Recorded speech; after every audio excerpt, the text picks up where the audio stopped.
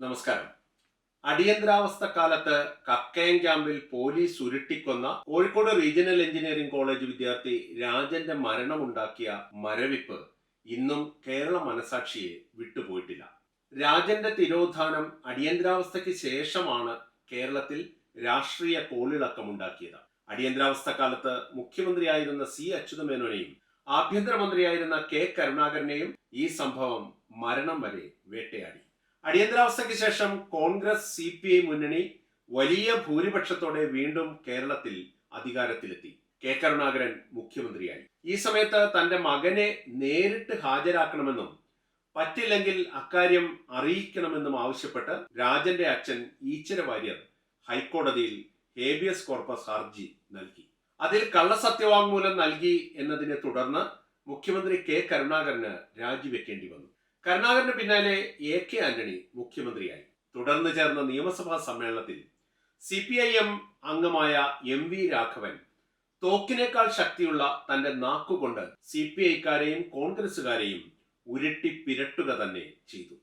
ആന്റണിക്ക് ശേഷം മുഖ്യമന്ത്രിയായ CPI നേതാവ് PK വാസുദേവൻ നായരും സഭയിലുണ്ട്. ഒരു ജന്മം എന്ന ആത്മകഥയിൽ രാഘവൻ ആ പ്രസംഗം ആവർത്തിക്കുന്നുണ്ട്. CPIക്കാർക്ക് നേരെ വിരൽ ചൂണ്ടിക്കൊണ്ടാണ് തുടങ്ങിയത്.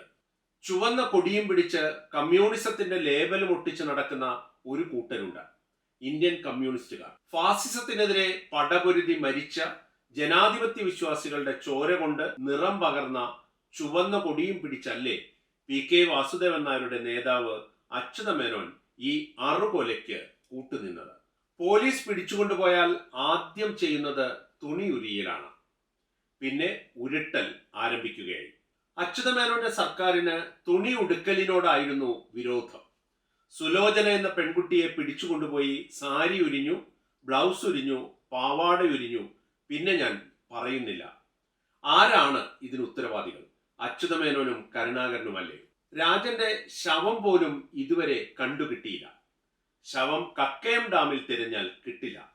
കരുണാകരനോട് ചോദിക്കണം അത് എവിടെ കൊണ്ടുപോയി ചുട്ടു തിന്നു എന്ന്. കരുണാകരനെ ഉരുട്ടണമെന്ന് ഞാൻ പറയുന്നില്ല.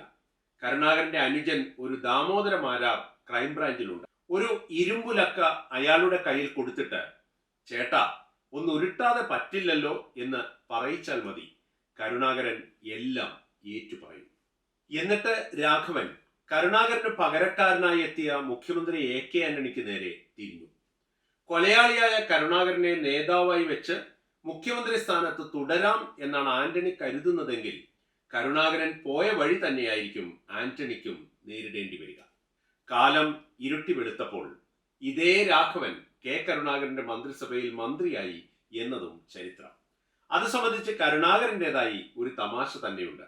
1991 ഗുരുവായൂരിൽ നടത്തിയ ഒരു പ്രസംഗത്തിൽ കരുണാകരൻ പറഞ്ഞു, എന്റെ ഭക്തിയെയും ഗുരുവായൂർ ദർശനത്തെയും പരിഹസിക്കുന്നത് ഇന്ന് പലർക്കും ഒരു ഫാഷനാണ്. MV രാഘവൻ CPMലായിരുന്നപ്പോൾ എന്റെ ഗുരുവായൂർ ക്ഷേത്ര ദർശനത്തെ രൂക്ഷമായി പരിഹസിക്കുകയുണ്ടായി.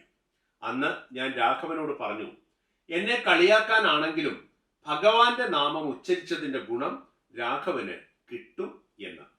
ഇപ്പോൾ രാഘവൻ എന്റെ മന്ത്രിസഭയിൽ അംഗമാണ്.